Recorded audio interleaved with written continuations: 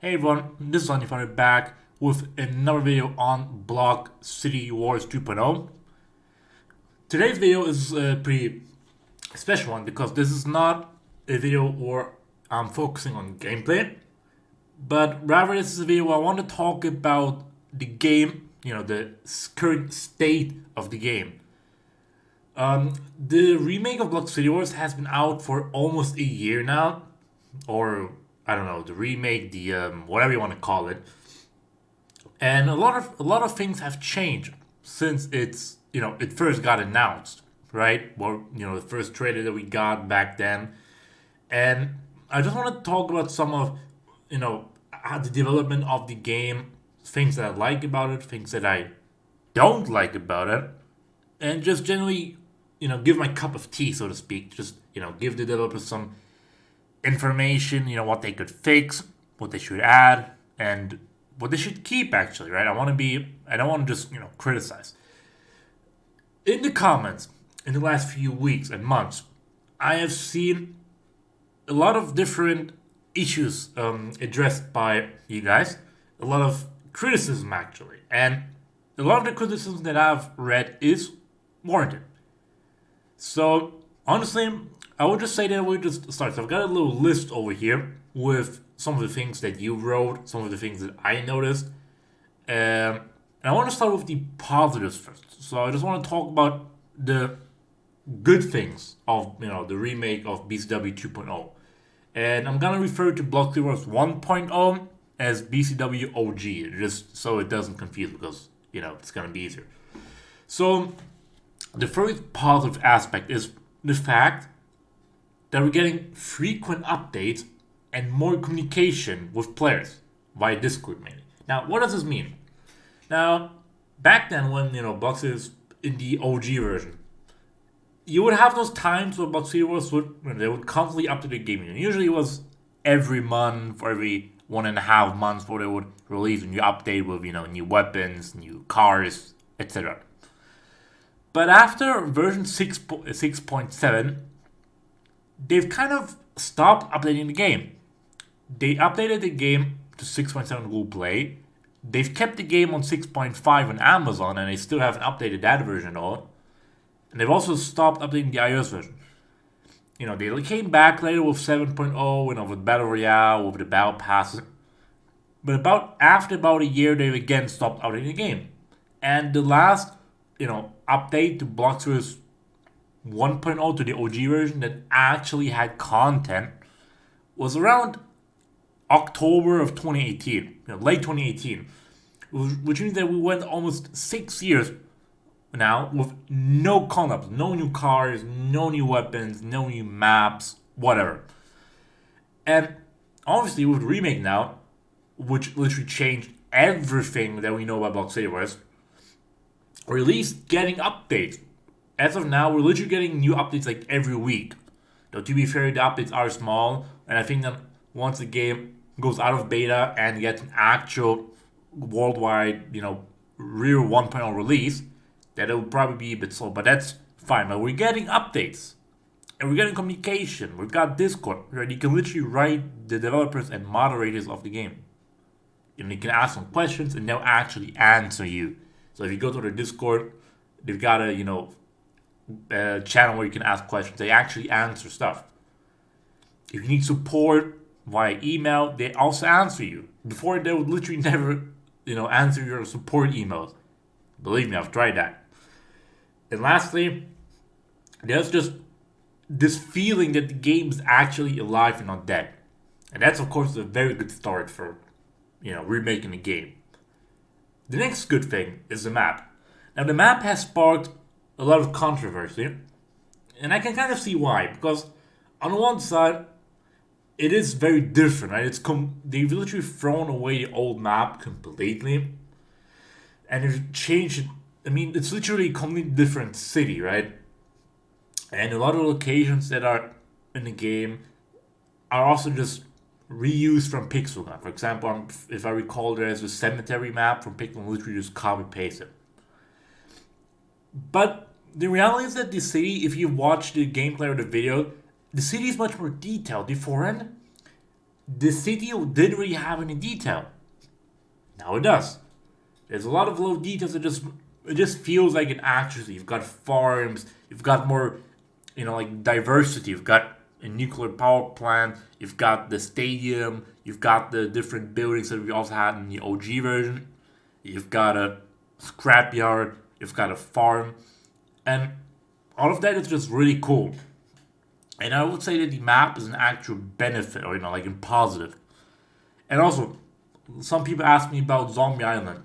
That will be coming later, probably when the game releases publicly. The goes out of beta, because right now when you drive to the bridge, it just says under construction. But it will be added later. Just if some people are wondering. So stay tuned for that. Obviously, once that place comes out, we'll be doing a video on that. Let's pay to win and grind. The OG Buck Series is pay to win as hell. I'll just leave it at that. It's just pay to win. But the remake is much more player friendly. For example, you can earn a lot of cash and coins and XP for just watching ads, and I think that's a pretty fair deal, right? Watching ads isn't really difficult, doesn't hurt you, but it gives you rewards and it supports the developers. Plus, we've got the new reputation system and the trophy road, which is more or less just copied from from Brawl Stars, but who cares? And all these things just make it really easy to earn cash and coins, and therefore get new weapons, cars, etc. And the weapons so far, the prices are really fair. There's nothing that's super overpriced. Now, yes, I didn't unlock everything yet, but the prices seem to be really fair. Which means that if you're a free-to-play player, as long as you watch ads, which I think is a fair deal, it's really easy to advance. So that's a good thing. Better character creator skins. The original Block Series had an issue where you just had those boring skins for the most part. It all just looked like the developers went to the Minecraft site, some sort of skin site, and just downloaded skins. I mean, you could literally export those skins as Minecraft skins back then. They removed that feature now, but back then you could. So it's safe to say that most of the skins were probably just copied from other websites. But now you actually get a full-scale character creator. You can customize your gender, you can customize your clothes. It just feels, considering that Block Series is essentially GTA Online for mobile, so to speak, that makes a lot of sense, and it's really cool. But you do have skins as well, classic skins if you're too lazy to make your own character. And I don't really like that. Though do have to say that as of now there isn't a lot of things to customize. I would like to have more like clothing choices, hats, boots, which is definitely something they should add. But still, the character creator is very cool. The next thing, oh my god, I think this affected a lot of you people. The account system. The account, the saving system with Google Play in your OG version is terrible. It would always delete currencies, stars. It literally would not sync half of your items. It was a mess. It never worked. I've literally lost my back then in 20 I don't know, I think in 2017. I actually lost my account when season 2 came out with Battle Pass back then. I literally lost my account because it didn't sync. That was great. But now they fixed it. It works very well, just like in Pixel Gun. They've fixed it, and I've had no issues. So that's great. I've actually got banned 2 times for some reason, though I did get unbanned because it was obviously for no reason, and I did lose my account. So account system, great, and leveling system. The OG bucket is really weird. You get those stars. There isn't really any levels. They removed them and they replaced it with this really weird league system where you literally don't get any rewards for leveling up. It's just really weird. It was kind of broken. The matchmaking was pretty bad. But the new leveling system is much more rewarding and much more fair, in my opinion. So these are the positives, right? A lot of good, positives. But there are also a lot of problems. The biggest problem that I had, and that many people, criticize in the comments of my videos, is the fact that this remake wipes your whole account. because this is a completely different game, once you update your OG versions to this remake, it will delete all your weapons, all your cars, everything. And that is so stupid.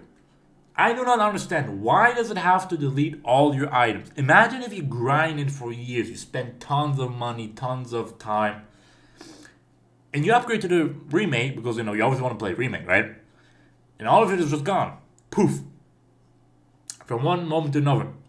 And the compensation you get is literally nothing. Like, it is ridiculous. That is why I have my main account on my on a tab, and I don't plan to update it because I don't want to lose my stuff. I just don't understand why. And this is another part. Why did they remove all the content, all the cars, all the web? They've literally removed everything. I don't understand. Like, why didn't they just keep the base game the same? The items, but just reworked, graphics maybe, whatever it was they wanted to rework. I don't understand. It's really weird. I am sure they could have made it that you kept your weapons or at least some of your items. Maybe it would be fine if they removed a couple items. That wouldn't be an issue.